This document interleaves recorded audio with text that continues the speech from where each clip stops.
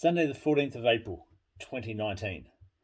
Well, the Canberra Marathon is done and dusted and there is a lot to take from it, both positives and negatives, and the good news is the negatives can be fixed pretty easily.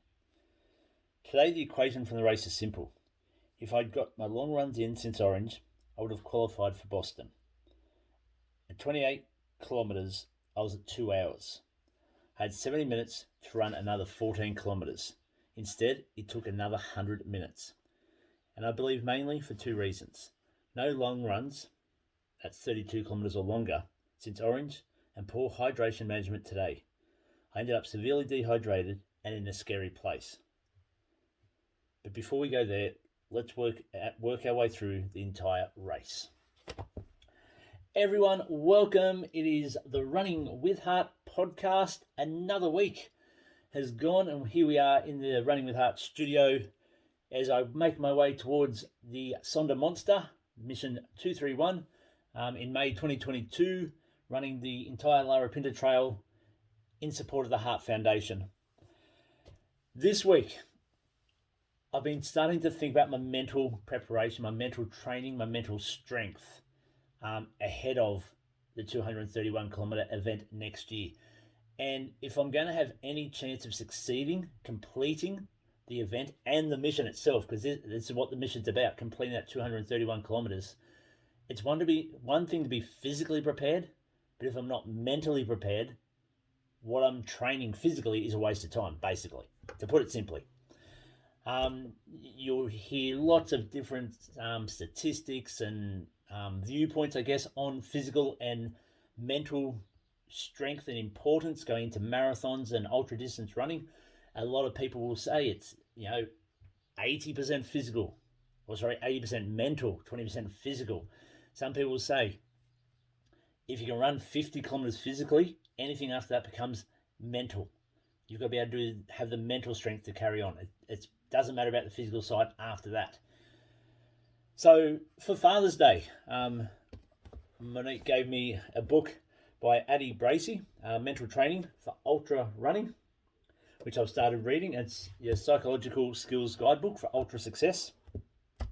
Started reading it this week. I started to work my way through. It's got some exercises, got some worksheets to do as well, all helping me prepare for the Sonder Monster. But just from the opening chapter, it had a great quote in it, which I just loved. And it's, the best athletes don't hurt less, they just tolerate the struggle better. And I reckon that's so true because myself, I look at runners and athletes in the big events, and I've made a couple of comments on it on my blogs on the fundraising page. Like I watch the Western States and then UTMB and even marathons, and you watch the elites and they just look like they're gliding, that they do it effortlessly. And you think, boy, if I trained harder, if I could train as well as them, then that could be me instead of struggling and going through the pain cave. But the fact is they're struggling as well. They're just tolerating it better. It doesn't matter how much or how strong you are and how much effort you put into your physical preparation. You've got to be able to tolerate the struggle that's going to come, especially in ultra running. So what I thought I'd do today, I believe I do have some mental strength, and I used to have a lot. And since my anxiety battle, I think that mental strength has wavered quite a bit. And I'm nowhere near as strong as I used to be, and I'm nowhere near as strong as I need to be for what's coming in the next 12 months. And even probably in we'll call it my peak of my running, when I was running really well, the marathons and Big Red Run, and I had really good mental strength then, it still isn't where it needs to be to do an event like 231K. So I've got a lot of work ahead of me, but I want to read my recap of the Canberra Marathon, which I ran in 2019. And it was only a couple of months before my anxiety began. Because it's a race, so we'll back the track up slightly. So before Mission 231, I had the Boston project. And so my goal was to qualify for Boston. So for my age group, to get into Boston, because it's so prestigious and it's so hard to get into, it's a limited field, they have cut-off or qualifying times for different age groups, male and female, and you've got to run a qualifying time on a certified course approved by the Boston Athletics Association. You've got to run that qualifying time in a time period, so say in a calendar month, for example, and then you get to lodge your application with that time. So I decided it was time to run Boston, try to run Boston, qualify for Boston. And so in late 2018, I began in earnest, October 2018, I began in earnest my training towards trying to achieve a qualifying time. Now, for me to qualify for Boston, I had to run a sub 3 hour 10 marathon time. Now, my best at that time was 3 hours 37, ran in New York in 2013. So I had a lot of work ahead of me. And so Canberra offered a course that was approved by the Boston Athletic Association that you could run a Boston qualifier on. So that'd been my marathon goal, to go down to Boston, I wish, to go down to Canberra and run a qualifying time there. So this is, and I was aiming for the sub 3 hours 10 if everything went well on that day. And I went to it fairly confident that I could do it if I got the right conditions, which I did. But it all didn't go to plan. But what it did show me, and especially now I look back on it, is the mental strength I had at the time just to end up finishing the race. Anyway, let's have a recap.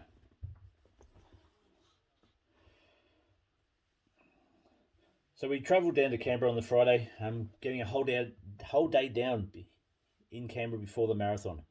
Bibs were picked up on the Friday, and Saturday was spent watching Tabitha in the 5 kilometres and relaxing in our hotel room. Hydration was good and nutrition too. Both probably the best they've been leading into a marathon. Bed by 10 and a good night's sleep of around 6.5 hours.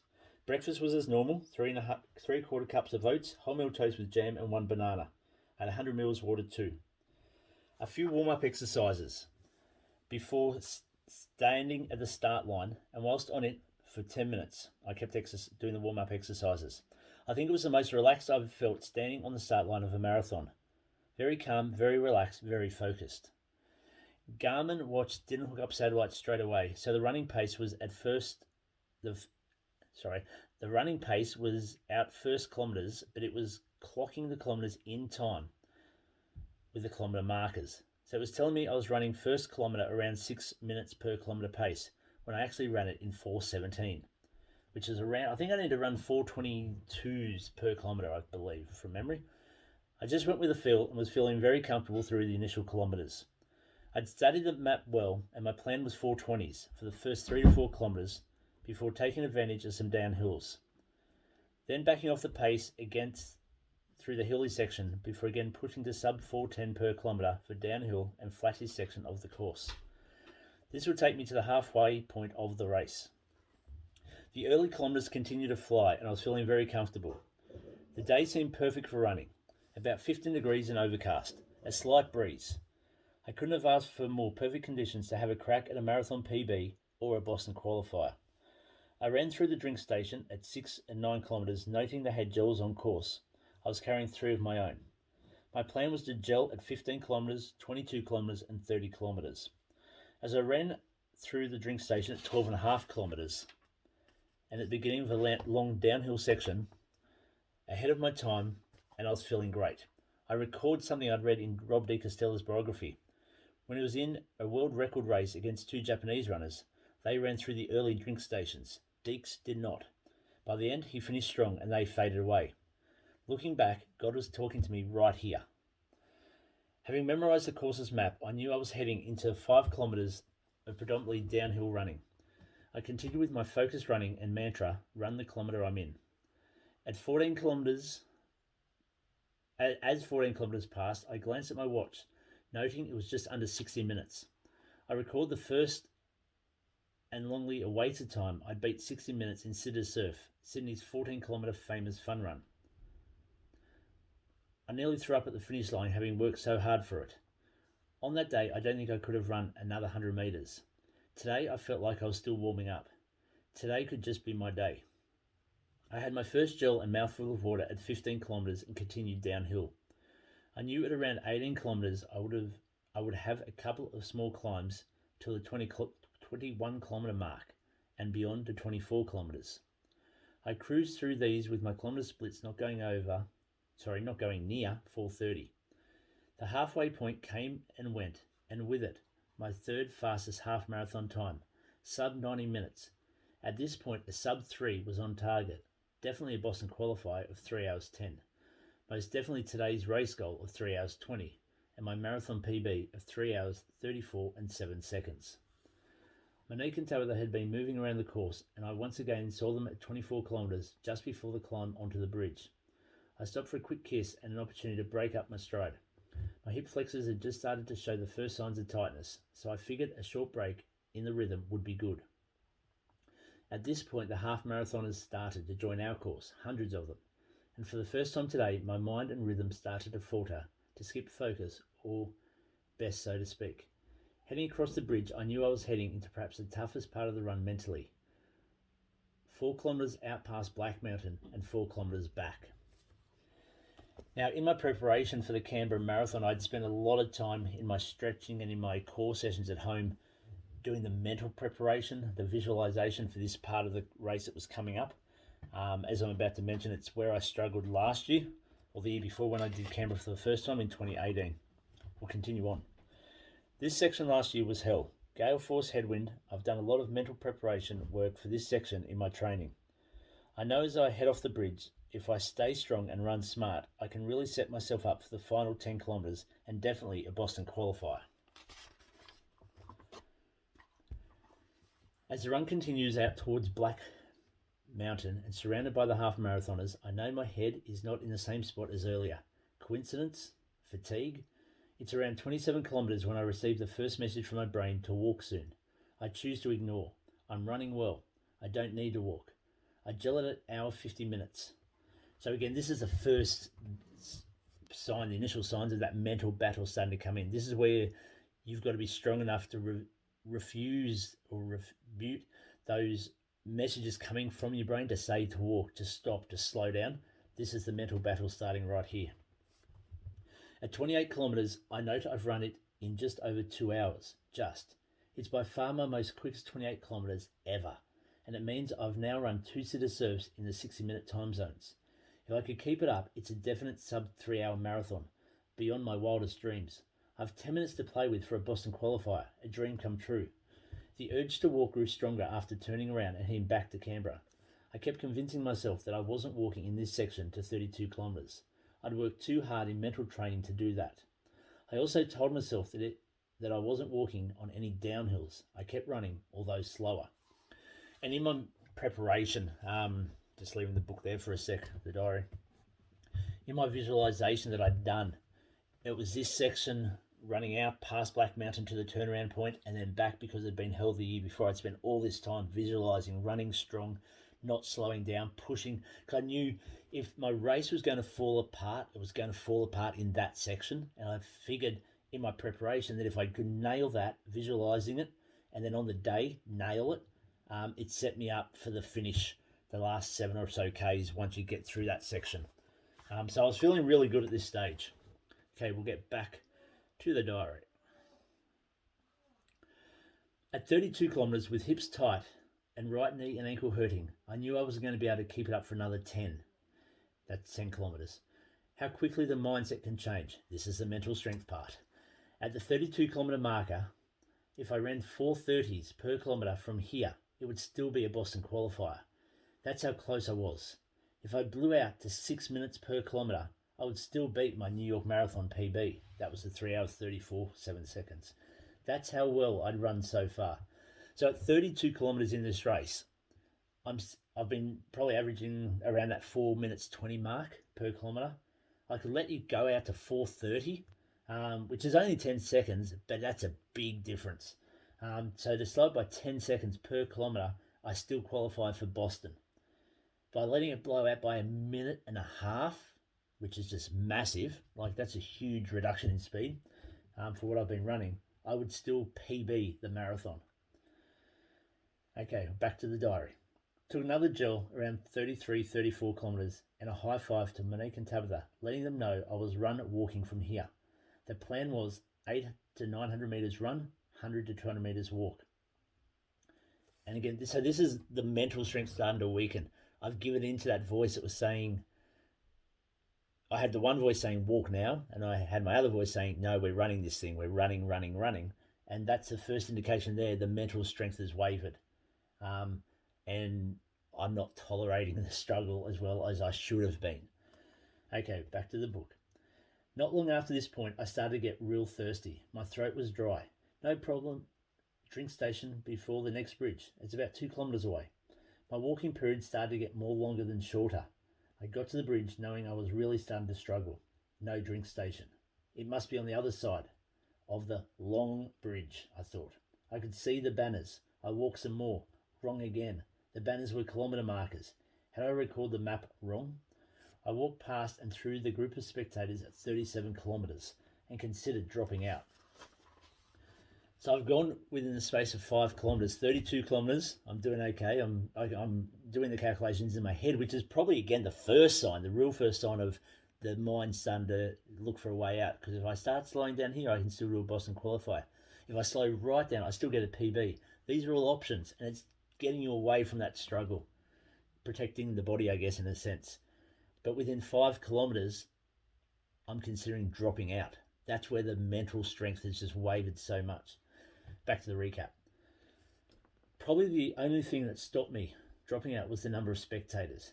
If Monique and Tabitha had been at this point and I decided I was stopping to sit and have a chat to discuss the situation, would they be allowed to give me a drink? If I took it, would I be disqualified? All thoughts at this point. So you can see how the mind's just starting to wander, looking for options, looking for roads that give you the alternative to going through the suffer tunnel that is ahead. Back to the recap. The thirst was intense, throat parched, lips dry as I walked towards 38 kilometres and the drink station. Had a couple of mouthfuls of their electrolyte drink, went into a toilet block for a quick toilet break, and I threw water over my head. Back into the race, I decided to recommence the walk-run plan. It didn't last long. The thirst was back. I was lightheaded. As I headed up one of the final hills at 39.5 kilometres, this is only 2.5 k's from the end, people, I thought I was going to die. I knew the closest drink station was my last one. I would read past it at 41 kilometres. I had 1.5 kilometres to get there. My throat was dry, thirsty, lightheaded, nausea. I felt faint. I was passing a school, a lock school. I know because I looked 3 times. I was thinking bubbler. I looked at people passing me, hoping they would have hydration belts or a water bladder, so I could ask for a drink. No one did. I thought about moving to the side and laying down, but I know if I did, I would probably wake up in hospital. I focused, I walked to the top. I decided to jog down the other side to get to the drink station quicker. I couldn't take more than a few steps without feeling faint or dizzy. I walked. So you can see how quickly the race is unraveled. So there's a part of it where, and a lot of it, this is dehydration, is causing these thoughts going in my head, looking for that way out. But part of it as well is the mental strength struggle.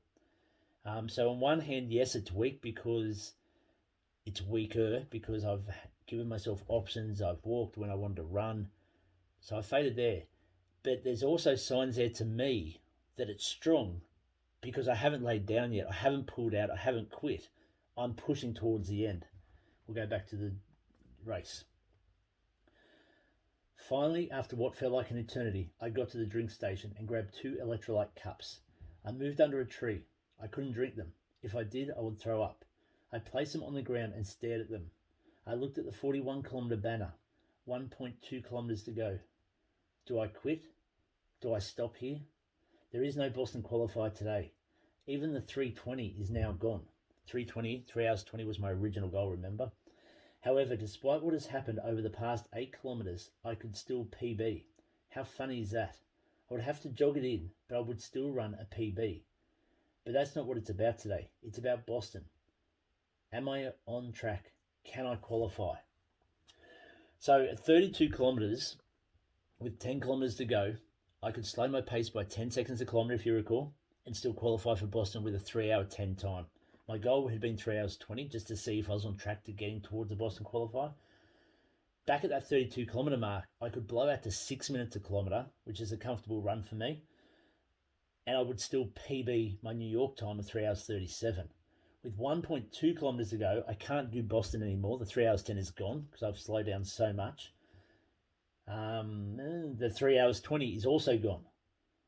But I could still jog it in and get 3 hours and 34 minutes and 7 seconds and PB.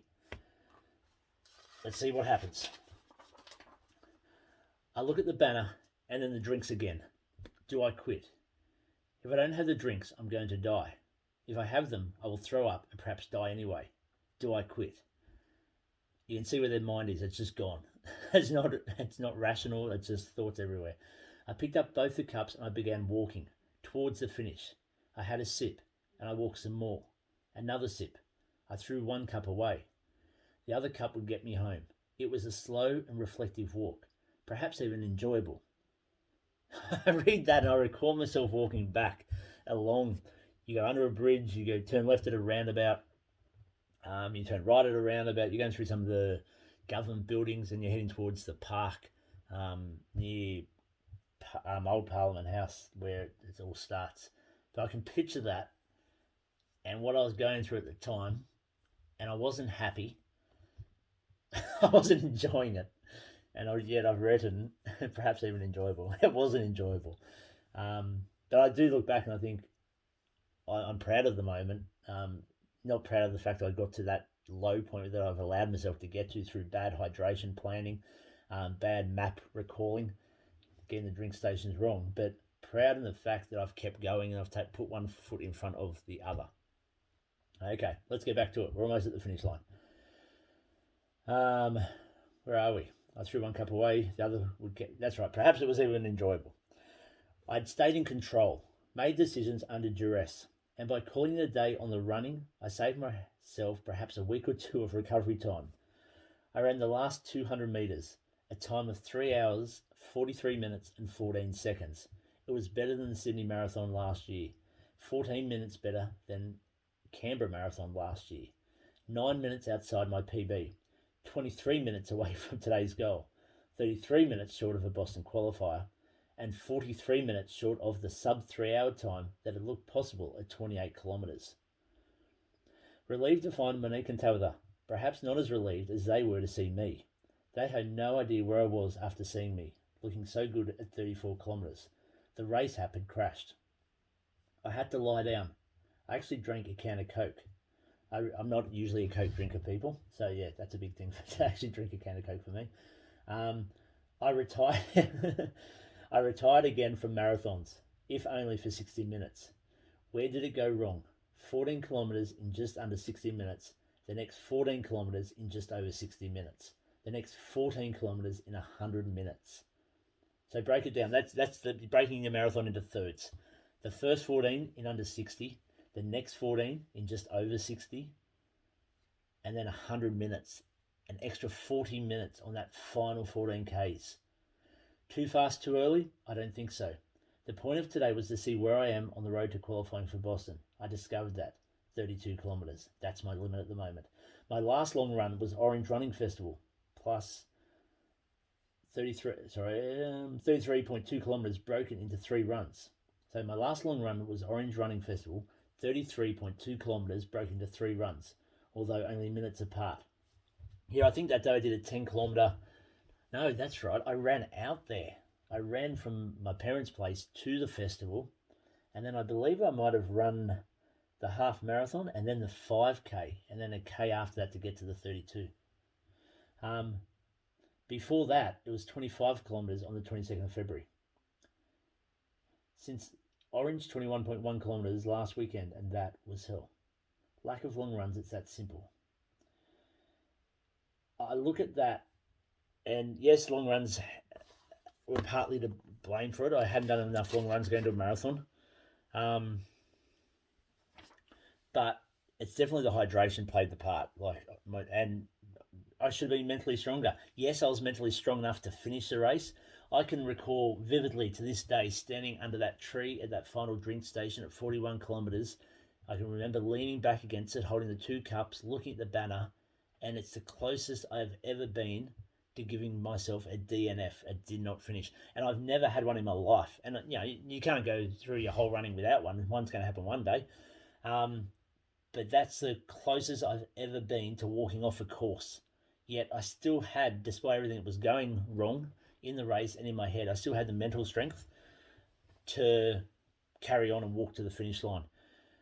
What I ask myself these days, especially since going through my anxiety battle, my anxiety journey, if that was me now standing under that tree, I have no doubt. Actually, if this was me 20 weeks ago, before I started preparing for mission 231, if that was me standing under that tree at Canberra, I would not have finished the race. I would not have had it in my mind. I would have had an anxiety attack over what was going on. I probably would have had the anxiety attack about 35 kilometres, about a kilometre after seeing Monique and Tabitha for the last time. When I missed that drink, when I got the drink station location wrong, that would have started my anxiety off. I would not have got past the school when I was looking at the fence. 20 weeks on from starting the Mission 231 training, or 20, it might be 21 weeks. Anyway, 21 weeks on from starting the Mission 231 training, I would now think that maybe I would finish the race. So I feel like I'm getting myself back to there, which is good, but it's not where I need to be. I need to be strong enough so when that happens, because it's 99% likely going to happen on the Lara Pinta Trail, and it's going to probably happen in the middle of the darkness of the night, in the middle of the desert, miles from anyone, from civilization.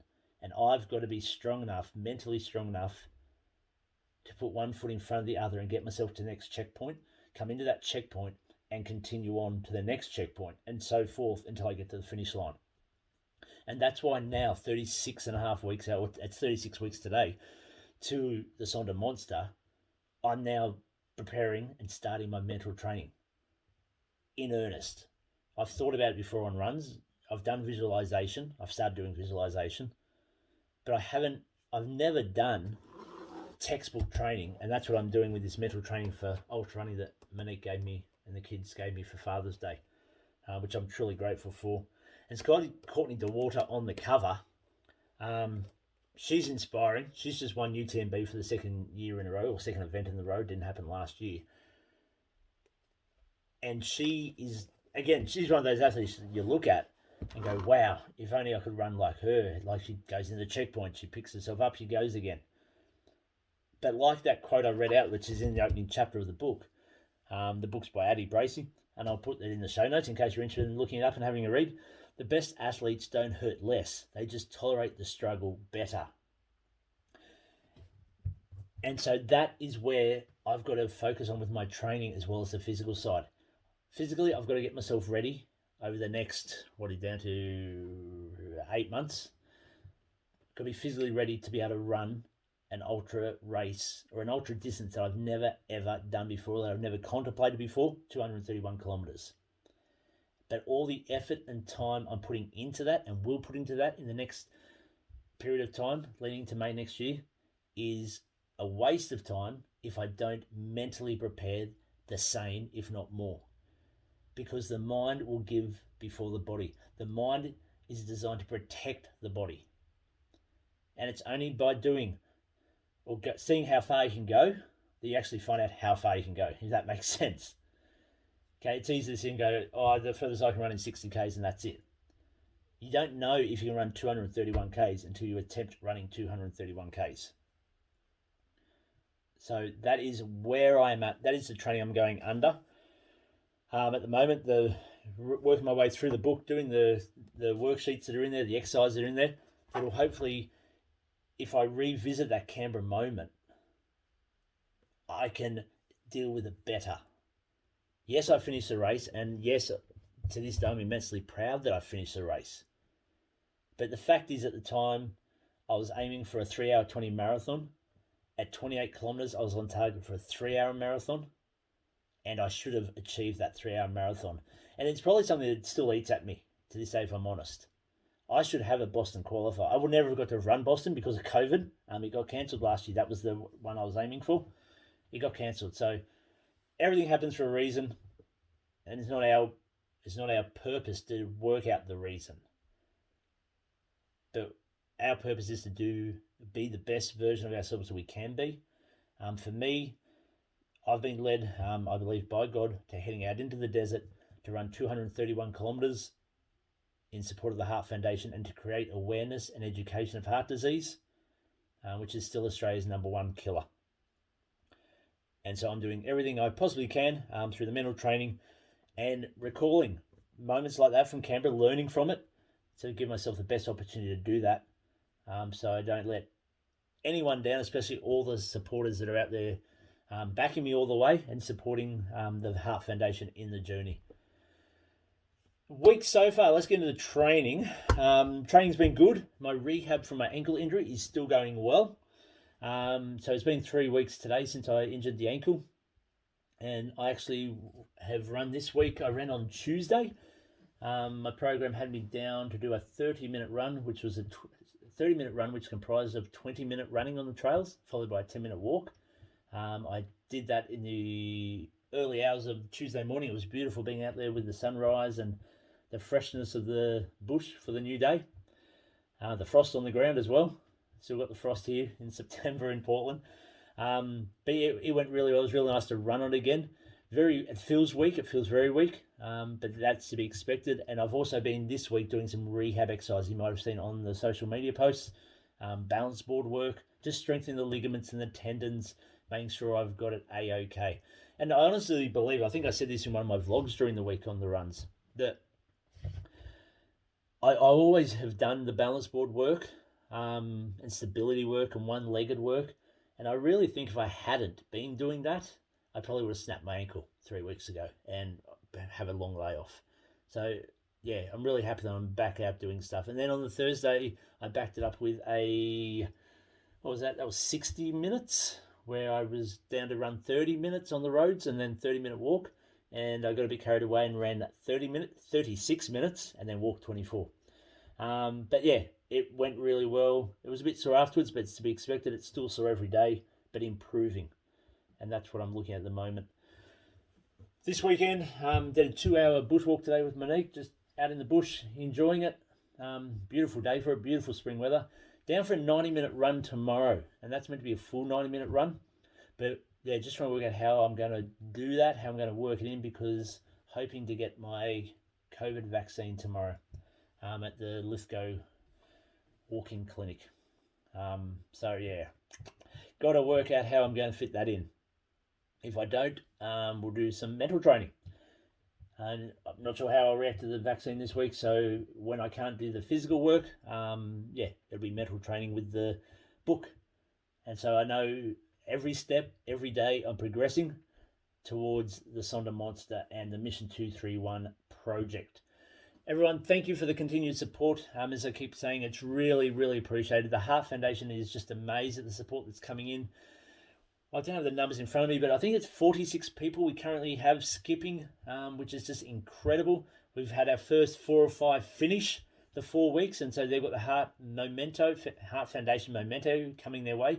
We've also started this week the walking challenge, the 231 walking challenge. With that one, it's a 4-week challenge where can you walk for 23 minutes and 10 seconds 3 times a week. $20 donation to the Heart Foundation through the fundraising page to enter. You get your walking training log, and then on completion of the 4 weeks, you'll also receive a Heart Foundation memento as a way of saying thank you for supporting the Heart Foundation and Mission 231. We're going to leave it there, everyone.